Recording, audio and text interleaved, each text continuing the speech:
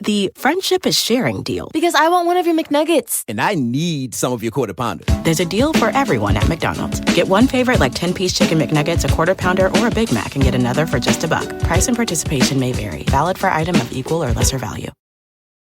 Luxury is meant to be livable. Discover the new leather collection at Ashley with premium quality leather sofas, recliners, and more, all built to last. No matter how many spills, scuffs, or pet-related mishaps come its way, the leather collection at Ashley is made with the durability you need for the whole family. Shop the new leather collection at Ashley and find chairs starting at $499.99 and sofas at $599.99. Ashley, for the love of home.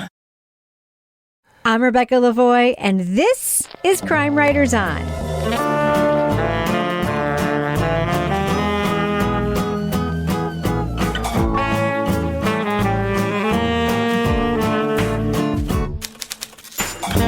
Crime Writers On is the original true crime review podcast that digs into true crime, pop culture, other podcasts. And this week in Oz, everyone wanted to get their hands on the ruby slippers. And in Grand Rapids, someone did. We'll talk about the C13 Originals podcast, No Place Like Home. Then, was Christopher Dunch a bad surgeon, or was he intentionally hurting his patients? We'll review Peacock TV's dramatic adaptation of Dr. Death. Joining me to get that done and more is true crime author, TV journalist, and host of the These Are Their Stories podcast, my husband and love of my life, Kevin Flynn. Hello, Kevin. Hello, Rebecca. Also with us is author, private investigator, certified pet detective, and resident cat lady, Laura Bricker. Hello, Laura. Hello, Rebecca. And finally, our captain of woke cynicism, the author of the City Trilogy, host of the Strange Arrivals podcast, and our Patreon Deep Dive Book Club podcast host, and my new beach best friend, Toby Ball. Hello, Toby. What's up, Rebecca? So, Kevin, you've now seen in person. I am friends with Toby now, right? You know, I got to say, every time you say that, it leaves the impression that for the past 5 years, you did not like each other. Oh, no. We've always liked each other. No, but don't you see that it leaves that impression? 100%, yes. Yes, but you're going to continue to do it. All right. Yes, okay. Exactly, yes. Understood. But, Toby, you have to agree, every time we've seen each other in the past, there's always been like a reason, like a work reason, or we were at some conference or some gathering. There was never just like, we're just going to hang and chat reason, right? It's the first time I think we've just like hung out with nobody else around and just talked about just like random stuff that had nothing to do with work. Wait, when did this happen? At Plum Island. Toby came to our house to hang out with us for an afternoon. What? Yeah. Well, Laurie, you were invited, but you decided to be with your family, which was lame. Yeah. Lame. We had way more dolphins than you did at our vacation spot, so all I got to say. I didn't see any dolphins. I didn't see any dolphins either. I think. Wow. I think it was a sturgeon that you... I saw both. I saw sturgeon and dolphins. I know the difference between a giant fish and a dolphin. They look completely different. Well, if anybody else on shore saw a dolphin, they could back you up. Okay, people did. All right, we're going to move on. This is a large topic of conversation. Huge debate. We'll pick it up later. All right, should we just start our podcast right now? I don't know. I want to argue about dolphins. Leading off. I really believe that whoever stole them was really seeking that power. And they needed it so badly, they would steal something to get it. Yes. They're considered one of the most valuable pieces of memorabilia in cinema, Dorothy's ruby slippers. In 2005, at a traveling display at the Judy Garland Museum in Grand Rapids, Minnesota, a culprit made it past very light security and vanished with the shoes. The robbers smashed the top of that plexiglass, which was just glued together and screwed on the base, and they hurried up out of here. The police estimated in less than a minute. The case went cold and finger-pointing occurred among the principal players. Then a publicity stunt led to an anonymous go-between offering to return the stolen slippers for a hefty reward. We just saw someone wearing them. The ruby slippers were at a yard sale, and I saw them. I just bought them for $10. Oh, well, it's got to be the mob. It's got to be an inside job. They stuffed them in a paint can and threw them in a lake. The C13 Originals podcast, No Place Like Home, recalls the ruby slipper heist and manhunt, as well as detours into Hollywood history, Judy Garland's troubled life, and her disdainful hometown. The hosts also seek to identify the FBI's undisclosed main suspect. Spoiler alert, we are going to be talking about plot points from No Place Like Home. So if you want to remain spoiler-free, go to the estimated time code in our show notes for our thumbs up or thumbs down review. Kevin, here's my question for you. Yes. I found myself thinking over and over again, like, is this crime consequential? I mean, the podcast tries to tell us again and again and again how important these shoes are. Mm-hmm. But do you feel personally as if they actually are that important? I'm just asking you personally. Yeah, I don't think it's an inconsequential story, nor an inconsequential crime. They're very valuable. And the story is really interesting because, I mean, it's a big-time piece of Hollywood memorabilia. And they make a good case explaining why that is and really tell an interesting story about how things like the ruby slippers and Humphrey Bogart's trench coat and other stuff like that were saved from the trash heap and instead became very valuable collector's items. But that's not the issue I have with the story. Well, we'll talk about that. But Toby, doesn't it seem like there are a lot of people in the world, and we hear them in the podcast, who just assign like a tremendous amount of value, almost like supernatural value, to this piece of memorabilia? Yeah, it reminds me a little bit of like those relics that they have in some like Catholic shrines or something where people show up and they want to get healed of whatever they have by being in their presence. And it seems like maybe people don't literally think they're going to get healed, but there is this sort of symbolism that has to do with their interpretation of Oz and the Wizard of Oz movie and inclusion and things like that. But Toby, you're wrong. There was that girl that came from Australia who was blind and thought if she touched this ruby slipper, she would be healed. Was she? They didn't mention that in the podcast, but I feel like they probably would have if she I'm had guessing been that did not happen. Yeah. Yeah. Well, okay. Well, except for that little girl in Australia, I think most of the people, I think it's symbolic of something of like a better world, you know? Anyway, I did not realize that. I also found myself thinking that, like, the arbitrary value of things. I mean, like, apparently in the 1950s, 60s, and 70s, these movie studios would just throw away their extra crap. Like, the idea of memorabilia wasn't even a thing around movies until these guys started poking around, like, in the warehouses. And it just sort of, like, gave me the question. I was thinking about this, too, with the Pappy Van Winkle episode of that heist show we watched. Value is arbitrary in a lot of ways, right? Yes. And I don't know. I think that just assigns importance to it that only like matters to like a certain number of people, but not everybody. It's not like a gold bar, you know, which actually has like a literal value because there's a market around it. You know what I mean? And anyway, so Laura, one of the things that the podcast brought up over and over again that Kevin and I were reminiscing about was that The Wizard of Oz, and I'm asking you this in particular because you didn't have a TV growing up, the way that we watched it, there were two things, The Wizard of Oz and The Sound of Music, and the way that we watched them, and the Charlie Brown's Christmas special, was that once a year it would be on TV, and it was like a big thing. The Wizard of Oz is going to be on like this Saturday at 8, and you could only see it once a year. Like 10 Commandments. Yeah, like pre-streaming, pre-VCR. Did you ever see The Wizard of Oz growing up? I did. Actually, this is one of the few like kind of classic rite of passage movies that I did see growing up. And I do remember that once a year that it was on. And I was trying to explain that to my son recently. I was like, well, like this is a big deal when this is on TV, because I remember each year I would be progressively less scared by the creepy flying monkeys. But I remember like when I first watched it, I don't know, when I was like 8 or something, I was terrified by The Wizard of Oz. Like I couldn't even like watch that whole section in the Wicked Witch's Castle. So, you know, I think for me that, you know, going into this podcast, it's sort of nostalgia of, I think so many people being in that. I mean, even me with no electricity can relate to this because that was the show we flipped on the generator and flipped on the TV to watch. Flipped on the generator. Flipped on the rabbit ears, the whole deal. Yeah, no, to have the power. Yeah. So we could watch it. Yeah. But, you know, I think a lot of people remember this movie and like Toby was saying, like applying this sort of, you know, value to these shoes. But I think the age that you watched it sort of sits in your mind as like the possibilities that were out there. So when you're little and you're watching this movie, I mean, the ruby slippers did seem magical, you know? So I think that sticks with you even as you get older and you know, like, logically that's not true.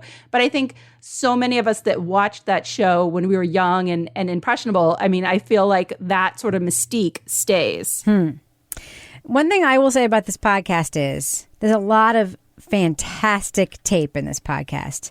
I'll get to my criticisms of how that's treated later, but my favorite tape in the whole podcast is of the museum director, John Kelsch, who we are first introduced to when he sort of talks about the slippers coming his way and when he finds out that they've disappeared. Can I talk about that? Yeah. Because he sounds like the world's biggest dope. Yes. I just have to say it. Although I think that it's always good to have some observational exposition about these kinds of things, you don't need to point out that he's an idiot. Right? It is just there. And it happens, the biggest thing happens to come when he's giving his perception of when he learned that the ruby slippers were gone. And his quote was, I'd just gotten out of the shower, and all she said was, "They're gone." Big pause. And I knew right away that the slippers were gone.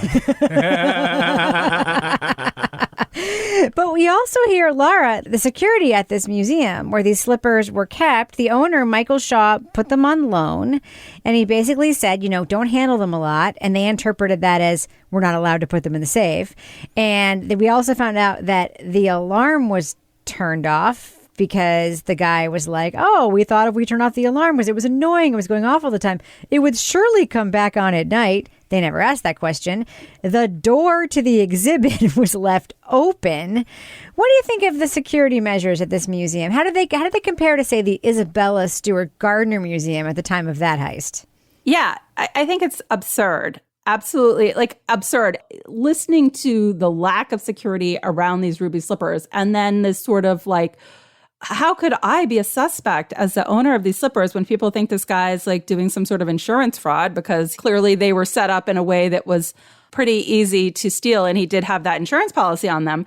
But again, it's so some people place this high value on this memorabilia and other people do not. But I mean, this museum, did they never expect that something like this could happen? It's I was thinking a lot about The Feather Thief, which is a book that we read for Toby's book club, where there was this same thing. They had these, but they had a somewhat better security system in this museum where the feathers were stolen from. And I was thinking about the Isabella Stewart Gardner Museum heist as well. So I think it was crazy that they didn't have security, but then I think that the people that were involved acting so horrified that this looked like an inside job, how the hell could it not look like an inside job? I mean, face value, it looks pretty blatantly sloppy at the bare minimum. Toby, what did you think of just the writing around that part? Because I thought there was given, and I'll just say it, maybe some listeners will disagree with me. To me, this is a crime with almost no victims and almost no real consequences. And there are parts that are so, to me, funny that I found funny, but that it almost seems like the hosts had very little awareness or no awareness that they were funny and that they actually should have been played for a little bit funnier. I mean, what did you think sort of the tone of that, especially that section with the museum director and the kind of bumbling idiocy? One of my favorite parts is when they flip back to the owner, Michael Shaw, after we've heard about all the bumbling idiocy, and he just goes on this rant about how idiotic these people are. They had no connection with the police, like I was told. They had lied to me. And then to make matters worse, that creep of a director tried to implicate me in the robbery. Toby, what do you think? Do you think that should have been played for slightly more humor? What do you think about that? Yeah, well, I think we can talk about this a little bit more in a minute. I thought one of the funniest things I've ever heard listening to podcasts for crime writers was at one point, I think it's the guy who's the head, the director of the museum is thought it might be an inside job or something. He says, but then a lot of my staff and even the Munchkins said, no, it's Michael Shaw. He did it. Even the Munchkins. I was even the Munchkins do? Well, that's some good info right there. So it's so weird. I just found myself thinking, Toby, like, what would Dan Taberski do with this exact tape? Yeah. That's all I could think of was like, you could take all of this exact tape and just hand it to him and let him write around it. Yeah. Not like we didn't need the cues to laugh, but it could have been like we should have had some underlining. It was the absurdity. It was just never underlined for me. So this is sort of larger criticism of this podcast, and it's tough because I kind of think there's basically three different strings in this podcast, and one of them is stealing the ruby slippers, which like in some ways is just like kind of the definition of camp, right? You can just you can make it very campy. You know, you've got this guy who says even the Munchkins think the owner did it, and it's like, dude, they're not really Munchkins. And then you've got this like I think very sad string, which is both Judy Garland's story, which is horrifying, and then it's all these like older gay men talking about how much the Wizard of Oz and because of that, Judy Garland and the Ruby Slippers and stuff mean to them because they were such a symbol of acceptance that they were deprived of in their lives. And I just found that very, very sad. So you've got campy, you've got sad, and then there's the whole sort of investigation stuff they do, like the sort of more traditional true crime stuff they do, which I think there's quite a bit there that they've done. But all three of these things, I think, sort of asked to be handled differently, and they're all kind of handled the same. I completely agree with you. And they're handled in chapters instead of weaving them together in a way that makes more sense. Yeah, so it just kind of ends up being this sort of, the parts that should be kind of funny and whimsical are kind of grim. The parts that are depressing and sad are also kind of grim. And then the true crime stuff is also fairly grim.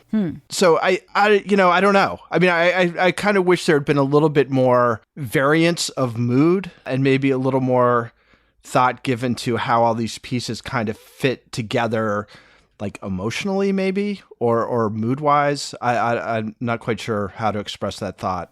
I call it joyless. I think this podcast had so much opportunity to have some injection of joy, not like haha happy, but like in the storytelling. And that's why I keep thinking of the Dan Taberski thing, because Dan Taberski is a great example of a storyteller who can even tell you like an extremely dark, extremely grim story. And his joy of telling the story comes through in his observations about, like, imagine his observations about that museum director. It's like the Bob Blah Blah thing all over again, or even like. Well, that's a high bar to But what was I know? But Dan Taberski but there was none. There was no joy. No. Yeah. And it was hard to tell them apart, too. Well, yeah, and let's talk about that because Laura, the hosts don't really do a lot of introducing of themselves, why they're telling the story, who they are.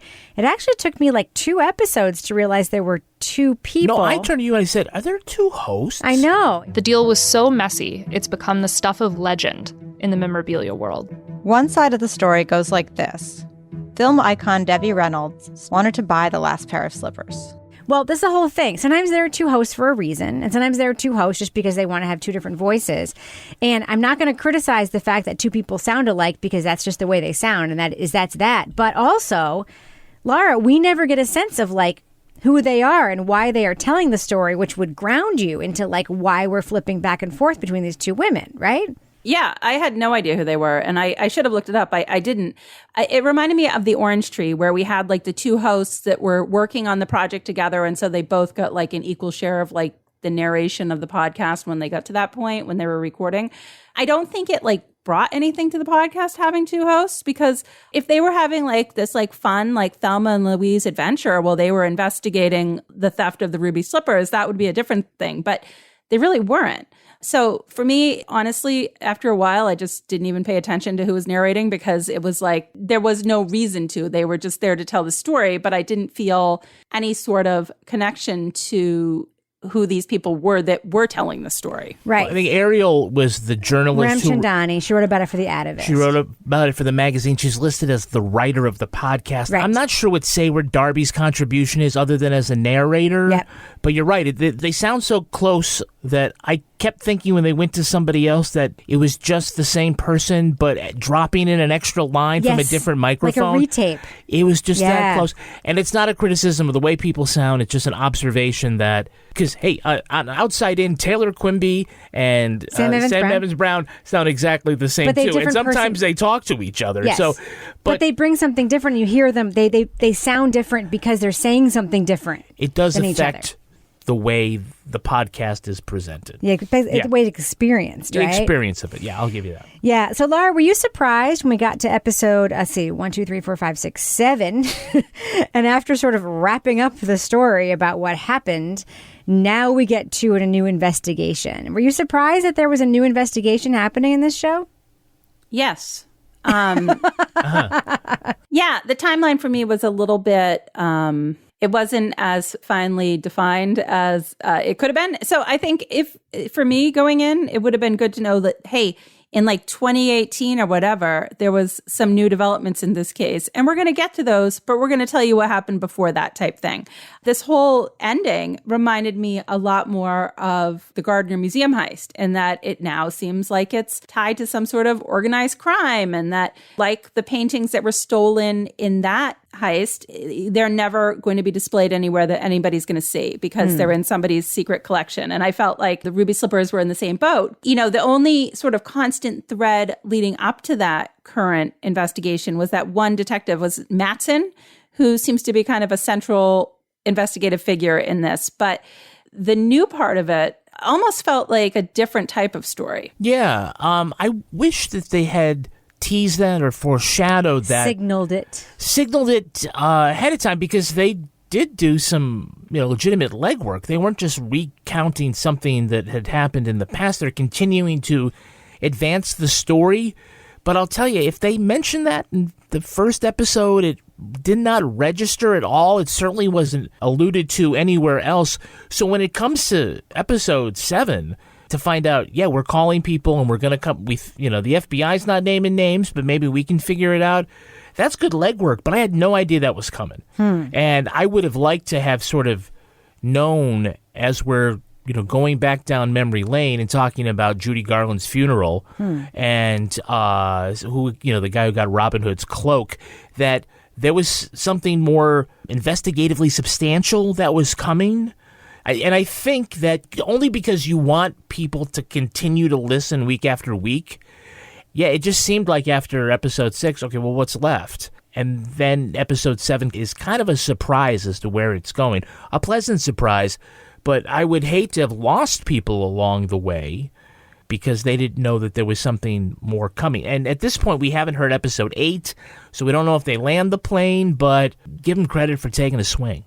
Toby, let's talk about the Judy Garland part of the podcast, because they do kind of devote an episode to Judy Garland and her life and her extraordinarily sad life.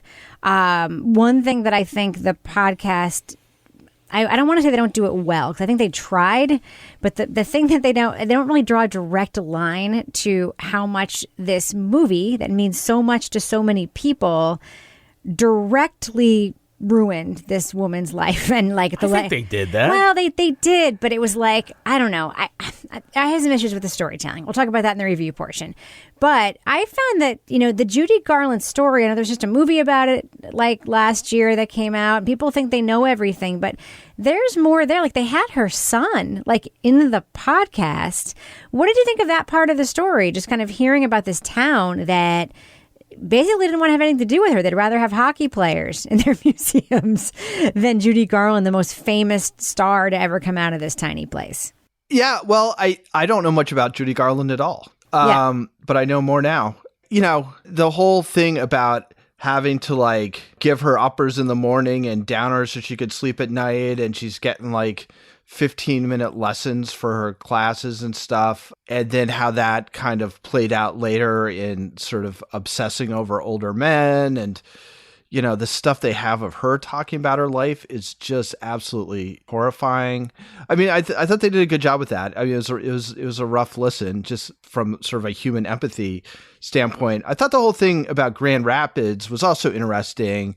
And I could kind of see, if you're in this town and it's basically this family of little star, theater kids, and they basically blow town to go to LA and then get huge and then never come back ever. And then somebody in town's like, let's make a big thing about this. It'd be like, why? Like, they literally like thought they were too big for our town and blew town and then became celebrities and never came back. And Well, you're not making movies in your town, dickhead. Not for nothing, but her dad sounds like he may have been a pedophile. Yeah, could have been more about him. But it seemed like they were kind of like driving out of town, you know, goodbye and good riddance. So why would you want to pump that up? And then again, it seems like the people who are doing this Judy Garland museum aren't like Judy Garland, Grand Rapids, greatest ever citizen. No, it's like, we want a Judy Garland museum, and this seems like a place to do it because this is where she grew up. Right. You know, but it's not about her relationship to the town. Right. Kevin, one quick question for you, production-wise. Yeah. All the interview tape in the podcast was excellent. Like, the quality of it was excellent, all the field tape.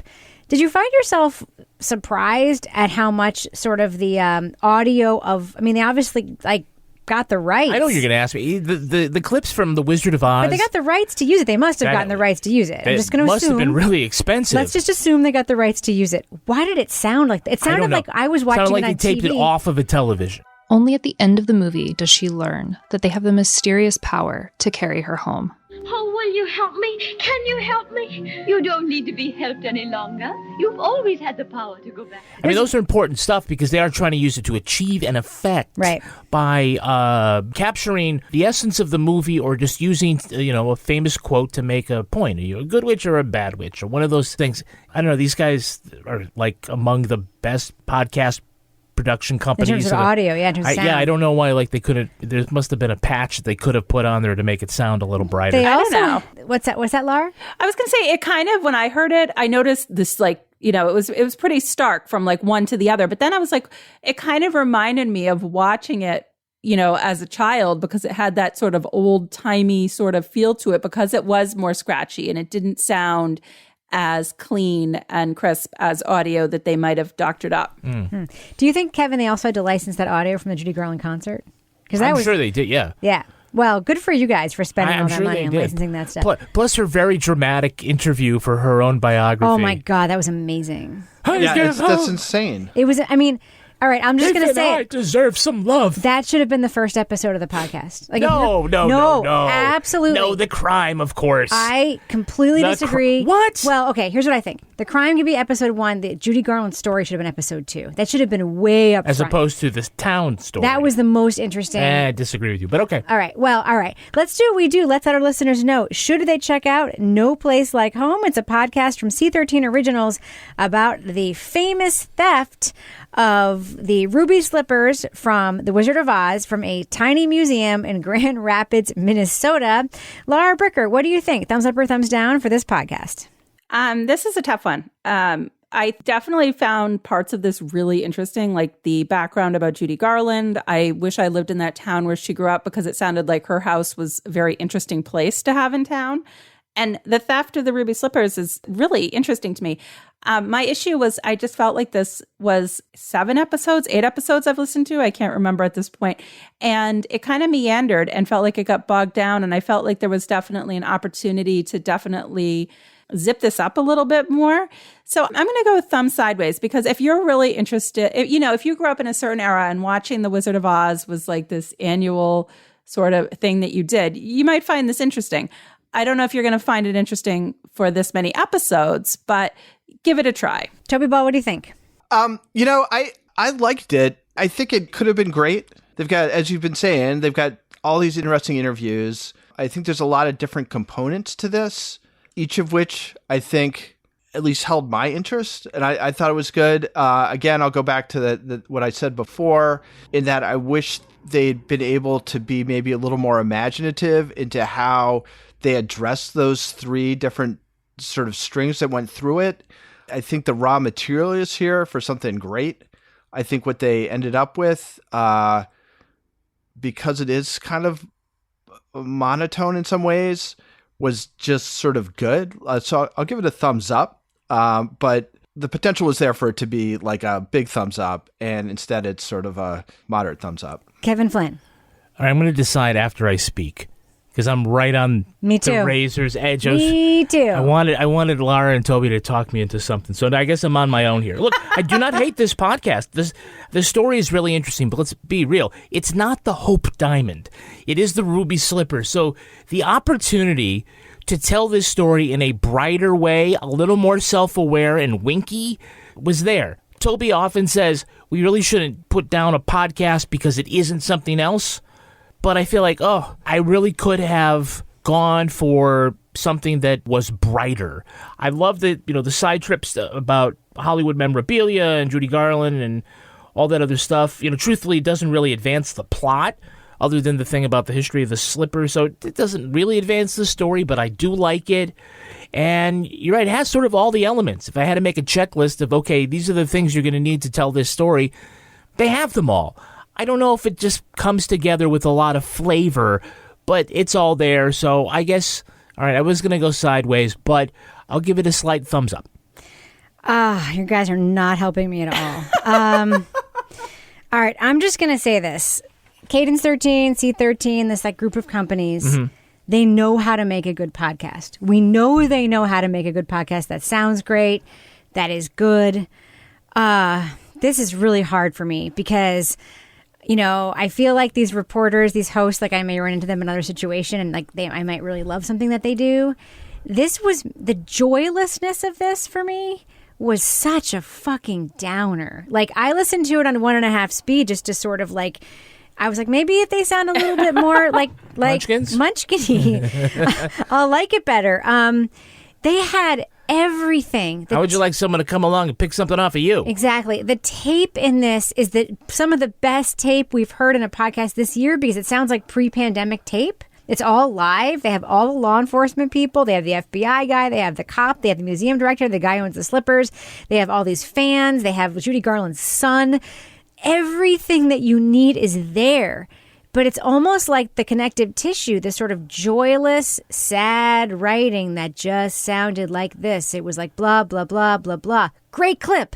Da, da, da, da, da. Great clip. I think this is one of those situations where it could have been great because great people were involved in making it. It should have been better than it was. I didn't hate it either, but I got to give it a thumbs down. Well, you remind me of my favorite quote from The Wizard of Oz. What's that? Which is the Scarecrow saying, there are people who go both ways.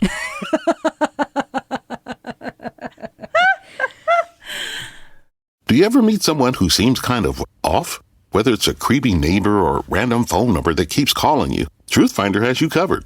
You can search for people by name, address, phone number, email, and more. Truthfinder can be especially helpful for running confidential background checks on anyone you're planning to meet from online dating apps. Go to truthfinder.com/podcasts for a special offer. That's truthfinder.com/podcasts to access your special offer today. The friendship is sharing deal. Because I want one of your McNuggets. And I need some of your Quarter Pounder. There's a deal for everyone at McDonald's. Get one favorite 10-piece chicken McNuggets, a Quarter Pounder, or a Big Mac and get another for just $1. Price and participation may vary. Valid for item of equal or lesser value. Luxury is meant to be livable. Discover the new leather collection at Ashley with premium quality leather sofas, recliners, and more, all built to last. No matter how many spills, scuffs, or pet-related mishaps come its way, the leather collection at Ashley is made with the durability you need for the whole family. Shop the new leather collection at Ashley and find chairs starting at $499.99 and sofas at $599.99. Ashley, for the love of home. Ba-da-ba-dum. So, Kevin, here we are in the business section, as you've just signaled. Bring it on, bitches. What do we got going on our Patreon right now, Kevin? Well, we got the latest episode of the Crime Writers on After Show. What are we talking about? We're going to be giving our summer television recommendations. One each, right? We're keeping it tight. Are we going to be giving a big list? I don't know. You don't want people to have a nice, substantial Crime Writers on After Show? Yeah. I don't know. We haven't talked about That's it yet. true. But we've right got, now, Toby's furiously Googling things. Yeah, he's like, what should I? Toby He's going doesn't through his look like he's TV seriously guide. doing anything. Lick, turn. Like, oh, look, The Wizard of Oz is on Wednesday night. When is the Sound of Music on? Oh, there's that. That Rolf man, that little fucking Nazi, Oh, that la, la. kid. Anyway, so that's what Wasn't we're he doing. 16 going on 17? That was her. That was Lisa. Oh, was she 15 going on 16? He was 17 going on 18. Yeah. You're 45 going on 17. I'm 47. Going on 15. Toby, can you sing it? No. I don't know what you're talking He's not about. a little baby Nazi. I am 16 going on 17. Yeah, don't do that. No one. That's not what we're about. What Sound else have of we got Music? going on our Patreon right now, Kevin? Okay, we're going to be getting very shortly the latest episode of Toby Ball's Deep Dive Book Club podcast. The book is called Last Call. Yes. And Toby, tell us about how it went with your two great guests. Yeah, I had Sarah D. Bunting and Janet Varney, and yeah, it was a great conversation. The book is really good. Thank God, because Elon Green actually listens to this fucking podcast. Thank God you just said that. All right, well, even if he didn't listen to this podcast, it's still a good book. And it's an interesting conversation, I think, because both we talked about the subject matter of the book, but also the way in which he does and doesn't kind of conform to like the normal stuff for true crime books, and how the ways in which he doesn't conform to that really, I think, made the book better. So anyway, that's a not very eloquent way of sort of summing up what we talked about, but I think people will enjoy it. And Elon Green, excellent. Bless you. Work. Now, Toby, you've actually got a lot of other things going on you want to share in the business section. Yeah, I've been busy. So anyway, if you're like one of the millions of people around the world who's been waiting for Strange Arrivals to be finished so you can just binge it all at once. That's me. It is done. The last episode has come out by the time this drops. There's going to be some bonus episodes with longer interviews with people, but the actual story itself is done. So 13 episodes. Check it out if you haven't listened to it before. I also... my producer, Alex Williams, has a show called Ephemeral, and the most recent episode of Ephemeral is looking at strange arrivals, like the themes and some of the cases we looked at, but with a whole different kind of feel and sound to it. So check that out. And then finally, I was on Stuff They Don't Want You to Know with those guys who completely know their stuff. We had a fun conversation, so I'm all over the place. What'd you talk about? What'd you podcasting talk world. about and stuff you don't want to know? We talked about stuff that I talked about in Strange Arrivals, largely sort of the creation of UFO folklore. We talked about some of the personalities that I talked to as part of the research and interviewing process. And just, I mean, those guys have been doing this stuff for years, so they're very knowledgeable. So it was a fun conversation. I forgot to mention during No Place Like Home how I thought Toby would have loved it because of the feuds among subcultures. Yes. Yes, there was a lot of that. Oh my God, if that could have been a whole episode, like the collectors. I thought it versus kind of the- was, but it was all right, unbelievable, yeah. and also the FBI versus the cops. So many feuds among so many subcultures. All right, Kevin. Before we wrap up the business section, I have a business section announcement. Oh, wait. Oh. All right, Laura. I'm sorry. What is your business section announcement? My business section announcement is by the time this podcast comes out, you are going to be able to pre-order my new Exeter mystery book, book 1 in the Piper Green Exeter mystery, Dead on Deadline. You can order it wherever you get your books, or if you want a signed, personalized copy and you are from not my area, if you go to Water Street Bookstore, my wonderful independent bookstore, order through them. I'll go down and sign it, and they'll send it to you for free. Wow, that's what I'm going to do. Awesome. I'm writing it down. I'm going to order mine through Congratulations. Water Street. When can I order that through Water Street Bookstore? It's going to be up by the time this podcast comes out. Nice. So I can also pre-order it through Amazon or any other place where I buy books, Powell's, and it's whatever. Great. Anywhere you buy your books, and it's actually going to be out on September 1st. Fantastic. Excellent. We'll put a link in this week's CWO newsletter. Yes, maybe in the, not in the show notes, but the newsletter. Sign up for the newsletter. It's free. I Go love to the newsletter. crimewriterson.com. Sign up there. It's free and it's freaking awesome. Sign up there. All right, Kevin, before we move on, do we have any Patreon patron saints of the week this week? Our Patreon patron saints are Kate King and Robert Jonathan Ball. Bless you. Hey, I know that guy. Robert Jonathan Ball, is he related to Toby Ball? That's my dad. Yeah, I know. Ah. You might want to throw in my mom's name there, too. Faith? I'm sorry. I only have Robert Jonathan Ball down as a patron. Yeah. My mom's getting dissed. Clearly, there's only one name on the credit card in that family. Ooh. All right. It's been a big ball section. Yes, it has. I mean, we should call Chuck from the FBI. That's right. All right. All right. And thus ends, Kevin, the business section? The business section. Get rid of that music. Let's fade that out. Moving on. We're all human. We all make mistakes. It's just that in this line of work, the consequences of those mistakes are simply more consequential. But not you. No mistakes. No, ma'am. Not me. A pair of Dallas surgeons are alarmed by the growing number of botched surgeries by their new colleague, Christopher Dunch. The neurosurgeon is charming and self-assured, but his lack of skill and his bad outcomes raise alarms. Could it have been human error? Sure. Yeah, why not? But after that case in January, Dunch had a bunch more, which were all, shall we say, less than successful. But 2 of them were borderline monstrous. One is sipping through a straw for the rest of his life, quadriplegic. The other, back in March, dies on his table after he slices through her vertebral artery. Dunch leaves a trail of maimed, paralyzed, and dead patients, while hospital administrators and medical regulators look the other way.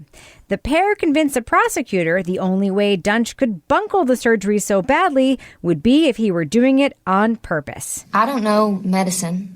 That's why I so desperately need your expertise. But all due respect, you don't understand the law. You don't understand who we're after. Dr. Kirby is correct, and believe me, there is no string of 4 words I find more disagreeable.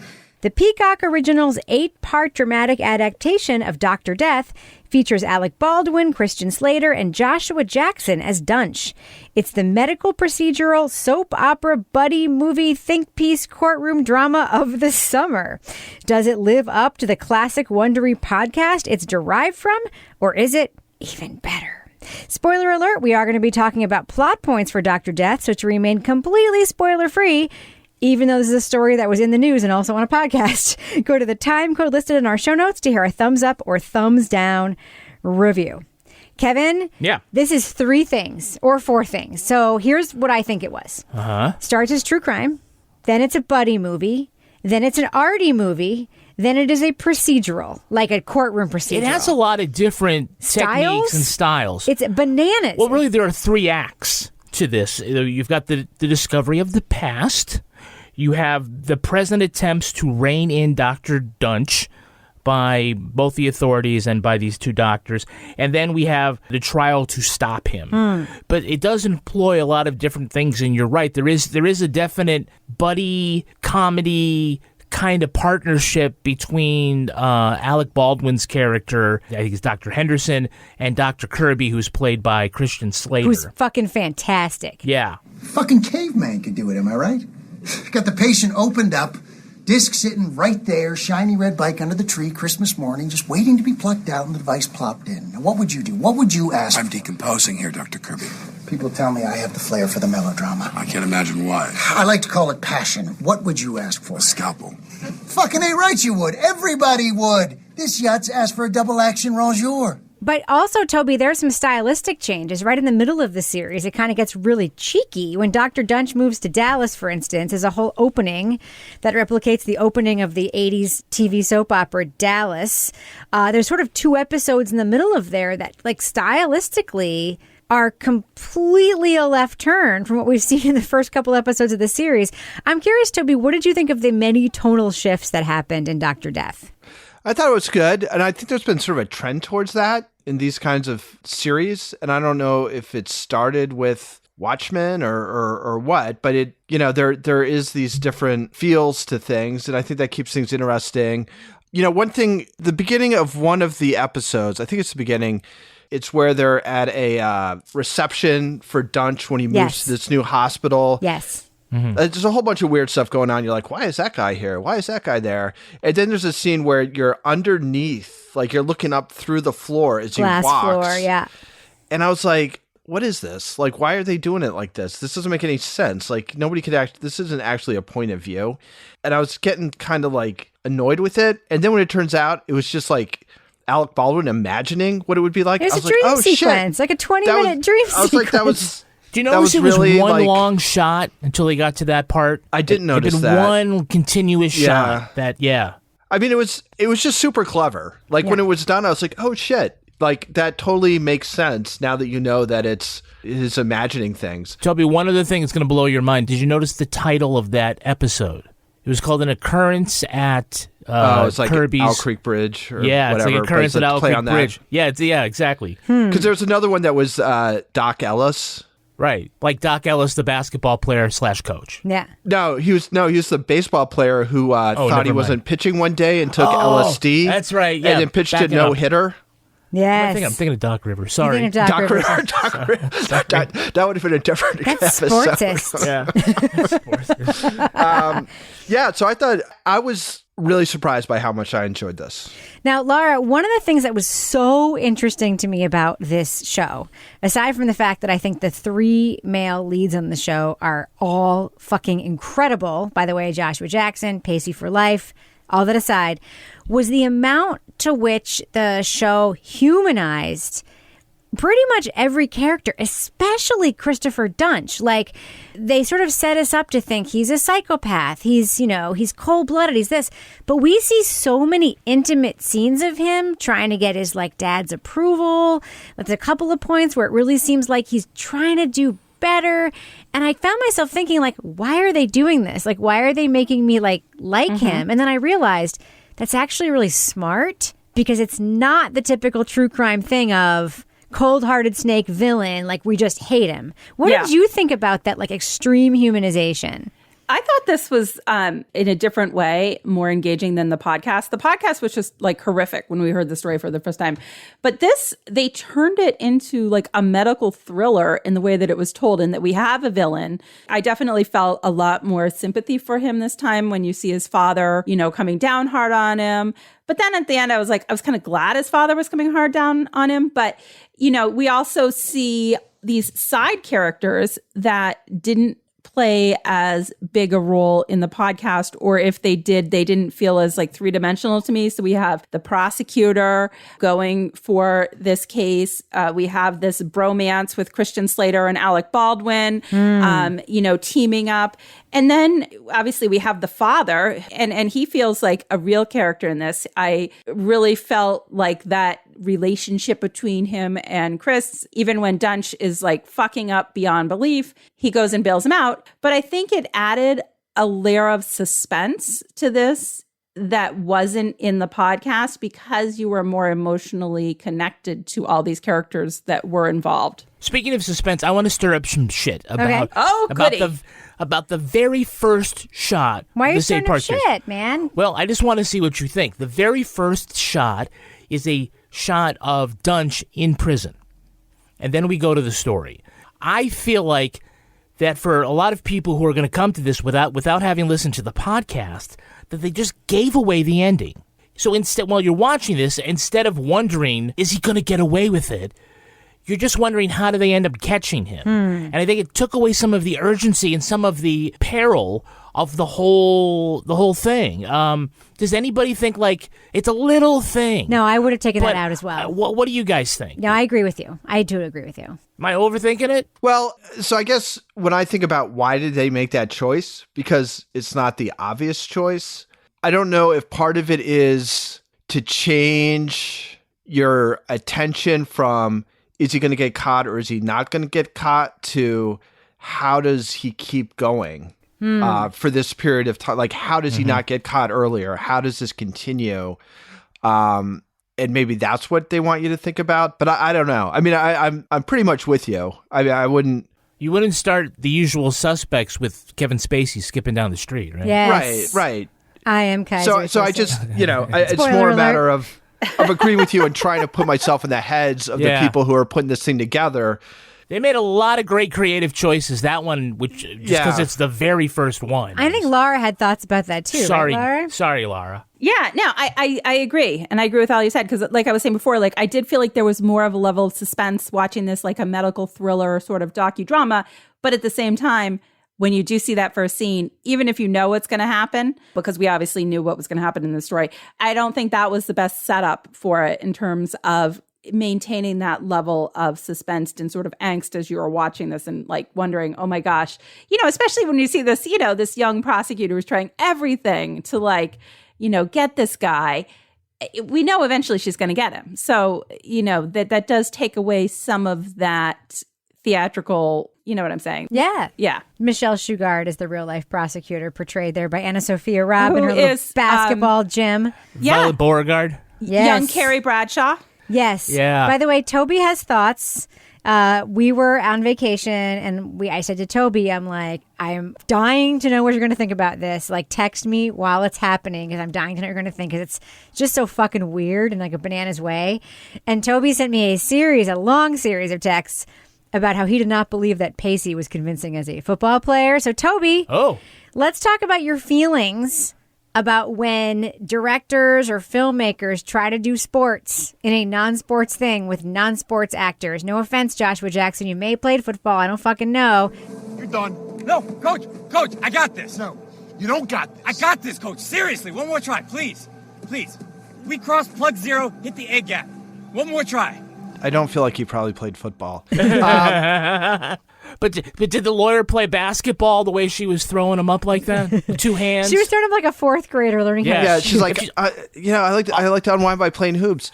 All that time, she should be a better shooter. Yeah, it used to like kind of drive me nuts when I would see that. I'd be like, Jesus, like that guy's like Ed Norton. Like Ed Norton is like the classic. It's like, couldn't they have like spent half an hour with him showing him how to shoot a basketball in a way that was like somewhat convincing instead of whatever it is that he's doing? But now I've come to kind of appreciate it. The fact that both the actors and the directors are willing to be like, you know what, screw it. We're just going to pretend that he's a really good football player, or screw it.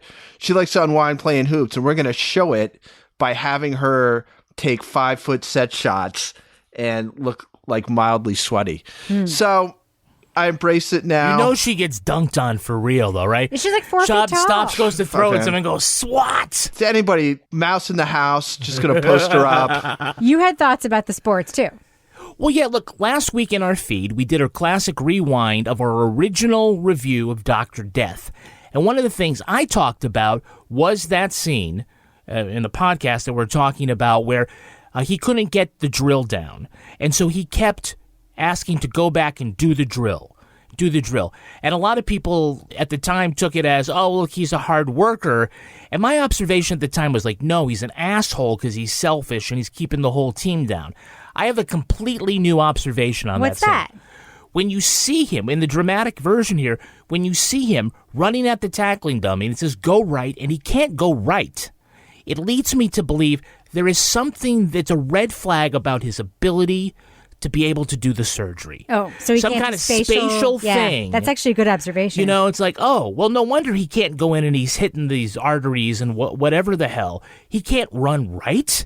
You know, there's no sense of direction. Yeah, but that happens again, right? Doesn't it? Where they're in a surgery or something, and they're like, a little bit to the right, and he's like starts moving. They're like, which one's your right? Yeah, and he's like, your other right. Yeah.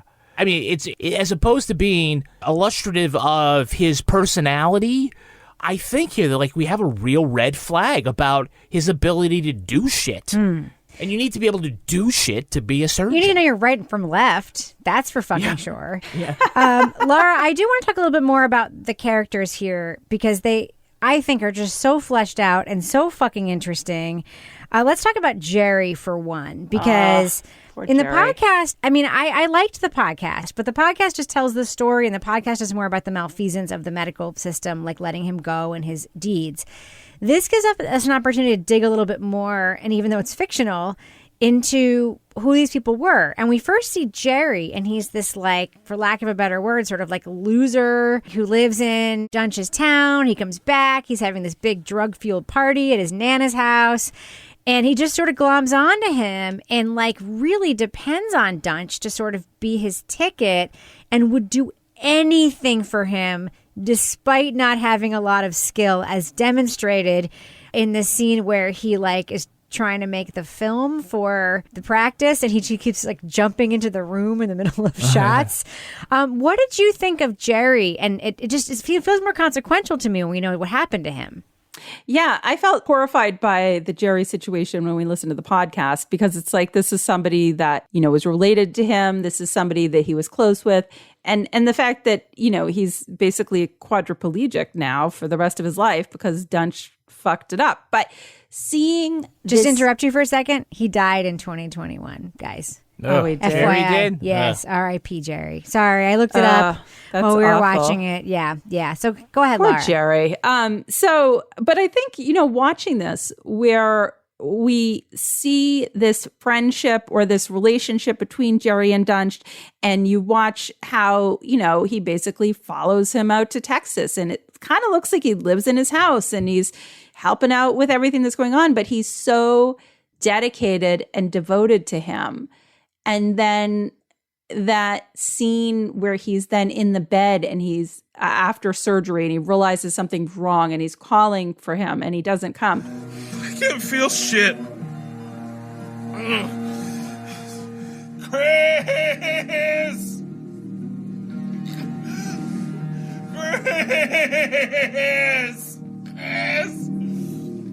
I just felt like that hit me in a different way watching it than it did listening to it on the podcast, because you really got the feeling of how horrific this was. And then next scene, then you see him in like this halo, like immobilizing his head, and now he can't move at all. Yeah. But then fast forward to him refusing to testify against him in the trial, and along the same lines, while you're at the trial, hearing about his head basically being detached from his body because of how severe this surgery was. So I came away feeling really kind of sick to my stomach about the Jerry segment of this time, because it felt much more real watching it than it did listening to it for me. No, I totally agree. And, I went into a Jerry wormhole while we were watching this. That's how I found out he died in February 2021. And it's true. He did the surgery to try to give his friend a win. Like, that's why he did it, which came out in the trial. And it's just so unbelievably sad. Kevin, a character that I don't particularly remember from the podcast that was a big participant in the dramatized version, and then in my reading also was a big character in the real story, was Kim Morgan. Portrayed here by Grace Gummer, one of those Meryl Streep daughters. And I hate to name somebody by who their parent is, but those daughters, man, they look a lot like their mom. What did you think of sort of the Kim Morgan storyline as it played out in the dramatization of Dr. Death? It was good. I think, we talk about the stylized nature of it. The whole scene where she gets the phone call at the pool to come for this interview, and then she shows up in these jean shorts, which I thought was kind of crazy, but there must be some truth to it. But the whole thing where there's no dialogue, it's all music, and anything that's said was popped out. It was very clever. And you're right, they kept doing all sort of these little things throughout. I thought that, she was in some way the Greek chorus. She was the one who was witness in all the operations about what was going on.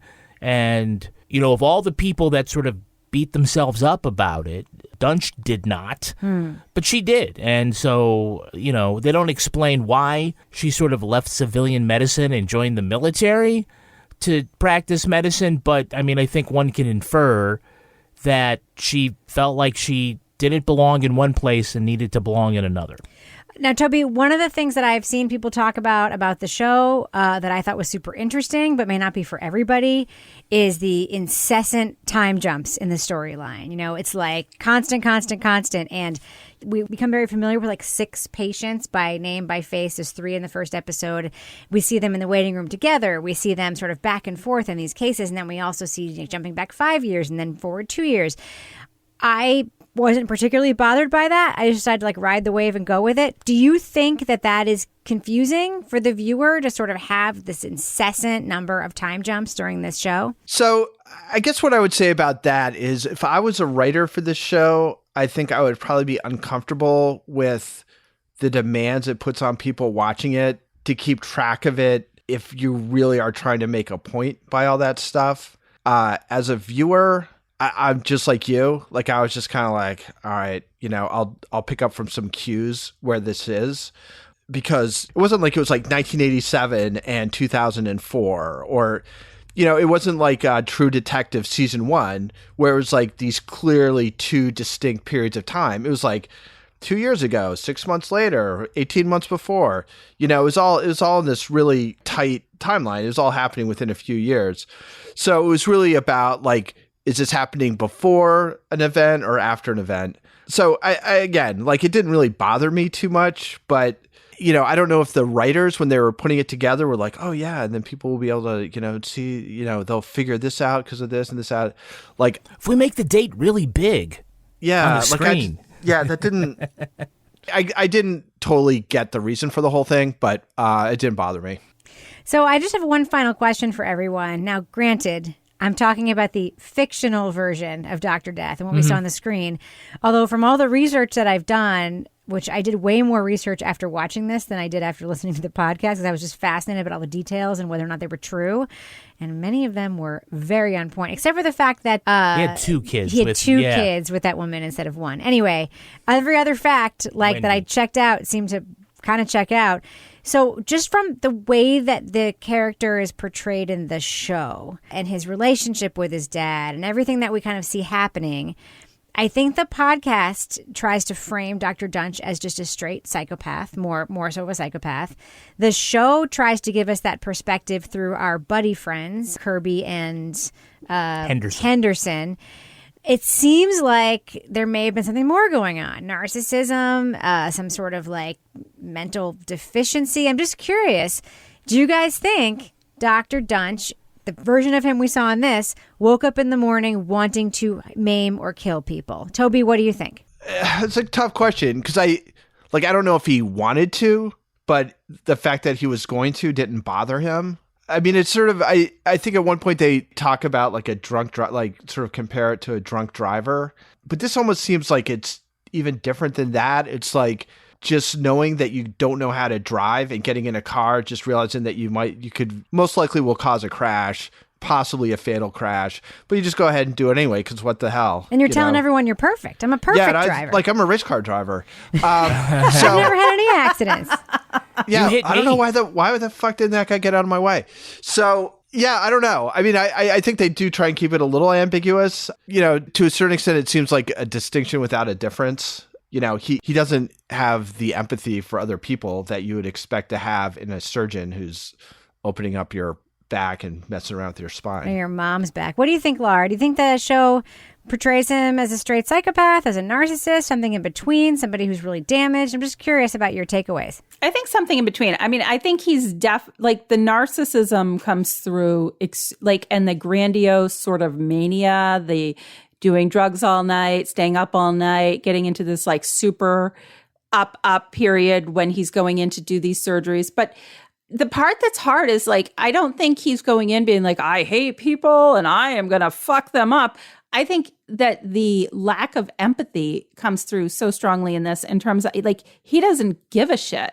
And I think that was never more clear than when his, essentially his best friend, his only male friend, is sitting there waiting for him to come check on him, and he can't be bothered to do that. So I don't know. I think they humanized him more. I think, and that's something, I mean, how many times have I said, I wish I knew the backstory of how somebody became the way they did. I came away feeling like I did understand a little more about how he became the way he did, but I didn't understand why he kept operating. Yeah. I mean, that was this whole, we didn't talk about this, the whole failure of the system, the Baylor Hospital stuff, by the way, was fucking great. But I will say, I found myself thinking there's something else going on that we can't know, right? He clearly is incredibly bright. Getting into medical school ain't nothing. Getting into a neurosurgery program ain't nothing. Getting into a research program ain't nothing. And, clearly he has the ability to sort of skate. And you can't pretend to be brilliant in that field. He clearly couldn't perform surgery, but it doesn't mean he wasn't brilliant. Mm-hmm. And I just kept thinking, like, what broke here? Was it like living in this oppressive home? Was it TBI from like throwing himself against a dummy 10 million times when he couldn't play football? Like, what broke? And that's where, to me, the show really succeeds in making me ask that question and not just having it be flat. What do you think, Kevin? Yeah, I think you make a good point here. What it achieves is it doesn't demand that the TV show give you an answer. It does make you question and kind of come up in your own mind what you think. And I don't think he had criminal intent, right? But neither does the drunk driver, and they're still culpable. So it's, whether or not he deserves to be in jail for life for a charge of elder abuse, I don't know if that doesn't quite square a circle with me, but it's fine. He probably does belong behind bars for a very, very long time. He shouldn't be practicing medicine, obviously. But why? He seems is he delusional, right? Oh, yeah. I mean, that interview scene where that interrogation scene where he's rambling and talking about, one of the things he says, the reason I came down here today, right? He is so Delusional. in his own world. Yeah. And like we say, oh, that guy's like somebody who's like self-centered. You're like, what a narcissist. That's narcissist lowercase n. This guy's capital N, clinically narcissist. Yeah, in like the mental illness way. In the mental illness way. Yeah. DSM. Yeah. DSM, yes. And so because he just can't say, no, I can't do that. A lot of us would be like, oh, I guess I shouldn't be doing this. Now he's like, I'm going to do another one. All right, let's let our listeners know and do what we do. Should they check out the adaptation of Dr. Death? It's a dramatic adaptation of the Wondery podcast, Dr. Death. It's available on Peacock. Laura Bricker, what do you think? Thumbs up or thumbs down for this series? This is an enthusiastic thumbs up. I mean, obviously, really unfortunate what happened, to put it mildly, horrible, the victims of Dr. Dunch. But the way that this was told, I mean, it's like there was nobody that was not in this. We have Alec Baldwin, we have Christian Slater, we have Kelsey Grammer, Evil Frasier. We have Evil Pacey. We have Evil Pacey, who's like Tim Allen in the Santa Claus at the end when he changes how he looks when he goes to jail. But I think this was like, done in the style of a medical thriller and done in such a way that, I mean, I felt like all these great actors and actresses were in this. And it's almost like they came out of the pandemic and they're like, we are so excited to be in something.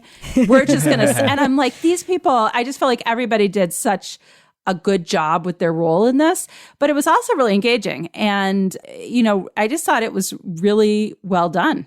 Yeah. Toby Ball, what do you think? Thumbs up or thumbs down for Dr. Death on Peacock?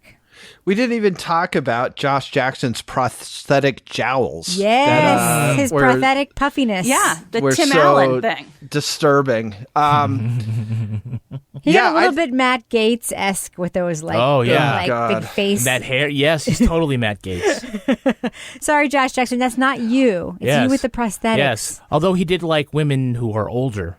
Yeah. Than 18. Okay, sorry. Keep going, Toby. Sorry. Oh, Jesus.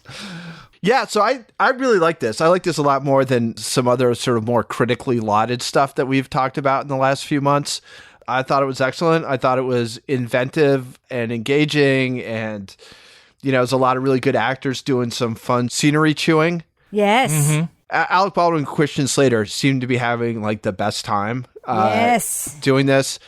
So very high thumbs up. I was expecting to kind of have to like force myself through this whole thing, and I ended up just really, really enjoying it. Kevin Flynn. Yeah, I'm a big thumbs up too. This adaptation lends itself very well to telling a story visually and dramatically. Unlike some podcasts, some stories, this one really does. I think they really do this right. Our two doctors, Henderson and Kirby, they're the driving force. They write these characters the way you're supposed to. They're polar opposites so that they're distinguishable and they're fun and they can play off of each other. In real life, they're probably like super determined asshole guys, right? Like most killer surgeons. We learned in the end that Kirby is going to plan to climb Mount Everest. He's super intense. Yeah. But he's not intense in the fun way that they make Christian Slater. I kind of rolled my eyes a little bit with, hey, I'm a spunky kid and I do basketball all the time by myself because I'm determined. But all of this stuff, the love affair, the filthiness of it, the way certain actors brighten up the screen and tell the story in the different ways that they do it, it all really works. And my only disappointment is that this is on Peacock and fewer people can see it because it's not on something like HBO, Netflix or HBO. Yeah. But look, if you need another reason to try your free month or whatever deal they've got, this is a good reason. Yeah, so I'm really glad we paired these two things together, No Place Like Home and Dr. Death, because No Place Like Home was an inconsequential, victimless crime told in a joyless way. And this story was a very consequential, very, very consequential, serious crime. There are some scenes in this, and we shouldn't make any bones about it, that are harrowing. Some of the surgery scenes are harrowing. Bloody. Especially if you're me and you had neck pain while watching one of the episodes. There's some, episode 1 is a difficult watch. It can be difficult. Let me see your C5. But when I talk about the joyfulness of storytelling, this is an exemplary, amazing moment here where you've taken a dark, difficult, important story and injected the joy of storytelling into it. The performances alone, Joshua Jackson was amazing. Christian Slater, amazing. Alec Baldwin, who I've been knocking down for a couple of years because of his crazy wife, Hilaria situation, amazing. Grace Gummer, amazing. By the way, big shout out to Molly Griggs, who played Wendy Young. Incredible actress. I don't know. There's just so much to love about this. It's true crime. It's a buddy film. It's an art film, and it is a court procedural. I loved almost every minute of it. Huge thumbs up for me for Dr. Death on Peacock. Do you ever meet someone who seems kind of off? Whether it's a creepy neighbor or random phone number that keeps calling you, Truthfinder has you covered. You can search for people by name, address, phone number, email, and more. Truthfinder can be especially helpful for running confidential background checks on anyone you're planning to meet from online dating apps. Go to truthfinder.com/podcasts for a special offer. That's truthfinder.com/podcasts to access your special offer today. The friendship is sharing deal. Because I want one of your McNuggets. And I need some of your Quarter Pounder. There's a deal for everyone at McDonald's. Get one favorite 10-piece chicken McNuggets, a Quarter Pounder, or a Big Mac, and get another for just $1. Price and participation may vary. Valid for item of equal or lesser value. Luxury is meant to be livable. Discover the new leather collection at Ashley with premium quality leather sofas, recliners, and more, all built to last. No matter how many spills, scuffs, or pet-related mishaps come its way, the leather collection at Ashley is made with the durability you need for the whole family. Shop the new leather collection at Ashley and find chairs starting at $499.99 and sofas at $599.99. Ashley, for the love of home. Now it's time for my favorite part of the podcast, a little something I like to call the crime of the week. No one was hurt earlier this year when a traffic light pole collapsed in the Japanese city of Suzuka. The steel pole was corroded and snapped off at the bottom and should have lasted at least another 25 years. Upon closer inspection, officials determined the reason the pole deteriorated was because of, wait for it, too much dog pee. Oh. The light is at the intersections of some popular dog walking routes. Engineers believe the salts and acids in the urine eroded the steel over the past quarter century. They found the amount of urea at the base of the pole was 40 times more concentrated than on other traffic lights. Suzuka officials have installed a new pole, and police have confirmed that, yes, dogs are pissing on that one, too. So, panel, this could become a very expensive civil engineering problem.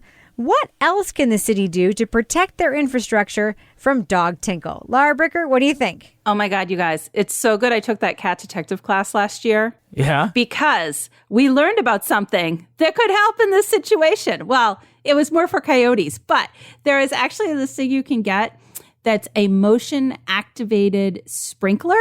So if you have things coming in your yard that you don't like, it's hooked up. As soon as it passes by, it's going to squirt them with water. So you got to fight fire with fire, or fight pee with water in this case. But I think that would possibly scare off the dogs, or at least make them pee off the pole.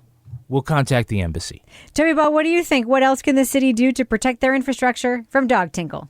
I was kind of interested to hear what Laura had to say, because I was thinking, what scares dogs? Do you put bear musk on something, or you can get all those urine things, Toby, you know. You could just have, or you could just have a bunch of squirrels around to have them chase. I don't know. What do you think, Kevin? Yeah, they need armed guards at all the fire hydrants. No, you know what they need? What? A UPS truck just driving by. UPS. Oh, yeah. That dog will just be so distracted, it will not be able to pee. We all know, Kevin, UPS guy drives down the street, whatever the dog is doing, they're immediately doing something else, and that thing is called barking. There'll be no PS. All right. Well, we should probably end the show on that note, but before we do, Laura Bricker, do we have a cat of the week this week? We do finally have a cat. Before I announce the cat, I'm going to give you this week's runner-up because I've had so many really fun things lately. This one is from Tim Christian, and his runner-up is the red scooter Pinot Grigio that he bought in honor of me and my pink scooter, and it's the cutest wine, and I'm going to have to go find it now because it's got... Is this Tim Christian from Australia? Yeah, and he found and I looks think, like he's skiing on his Twitter thing. Yeah, so he came to our live Married with Podcast taping once, didn't he? Yeah. Oh, did he come to our Christmas party too? I think so. We have an Australian listener, New Zealand listener, and they've been showing up to all of our stuff, and we love them both. Oh my gosh! So Kian and Tim. Kyron. You said Kian. I think it's Kian. It's like Ryan, but with a K. It is, because I have a friend who has a You're son. right, because you said Kian, and I thought it was, forget it. I'm sorry, Kian. I'm sorry. Go ahead, Laura. Well, anyway, so the actual cat of the week. Wait, so the runner-up cat of the week was a scooter? No, it was a new bottle of wine, and the label on the wine is a woman driving a red scooter. Ah, a bottle of wine. So the cat of the week was a runner-up. That's was the a bottle of runner-up, wine? Toby. That's not the cat. That's the runner-up. So the actual cat of the week is called Damn It Walter. That's his real name. Nice. Damn It Walter comes to us from Heather Howell Wilson. He loves ice cream and anything else he can eat that's not cat food, including spaghetti, green beans, and sauerkraut. So nice. I would say, Damn It Walter might be said a lot after he eats the sauerkraut, but that's just a guess. Damn it, Nice. Walter. Yeah, that's my theory. All right. Well, Laura Bricker, if folks want to send in their bottles of liquor to be nominated for Cat of the Week next week, of course, you could also nominate an animal, like a cat or a dog or, I don't know, an emu or a lizard. Yeah. Or, I don't know, a bottle of rum. How can they follow you on Twitter? At Laura Bricker. And, of course, we should mention that most of our Cat of the Weeks come in through crimewriterson@gmail.com, right, Kevin? Yes. And, Toby Ball, folks want to reach out to you and say, hey, Toby, I really enjoyed binging the whole series of Strange Arrivals. Thank you for making it. How can they find you on Twitter? At Toby Ball NH. And, Kevin Flynn, if folks want to reach out to you and say, hey, Kevin, hey, how can they find you on Twitter? I'm at Kevin P. Flynn. And if you want to follow me on Twitter or Instagram, you can find me at Reb Lavoie. You can also follow the show on Twitter at Crime Writers On, and I encourage you to join our incredible community in our official Crime Writers On Facebook discussion group. Of course, you can go to our regular Facebook page. You will find the group there. Support this show and every show we make at patreon.com/Partners in Crime Media. You'll get the Crime Writers On After Show right now, plus Married with Podcast, Laura Bricker's Leave It to Bricker podcast, and Toby Ball's Deep Dive Book Club podcast. Our theme song was composed and performed by Ty Gibbons. Our line editor is the very handsome Olivia Burdett. The executive producer of this program is Kevin Flynn. This show was recorded in the Yoga Loft above the Bodega in Bay St. Louis, Mississippi studio, otherwise known as Studio C, the closet in our New Hampshire basement, where we display irreplaceable podcast memorabilia behind a completely unlocked door. On behalf of all the crime writers, thanks so much for listening. We will catch you later. You think someone turned to Kelsey Grammer and said, "Hello, Dr. Fraser"?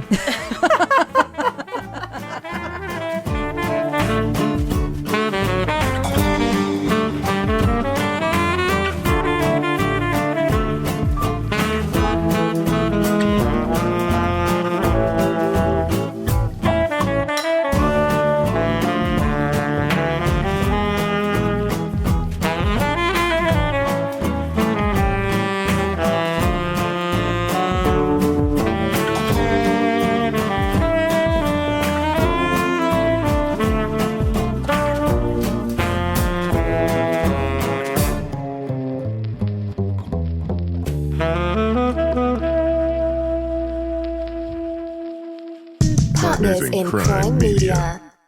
Luxury is meant to be livable. Discover the new leather collection at Ashley with premium quality leather sofas, recliners, and more, all built to last. No matter how many spills, scuffs, or pet-related mishaps come its way, the leather collection at Ashley is made with the durability you need for the whole family. Shop the new leather collection at Ashley and find chairs starting at $499.99 and sofas at $599.99. Ashley, for the love of home.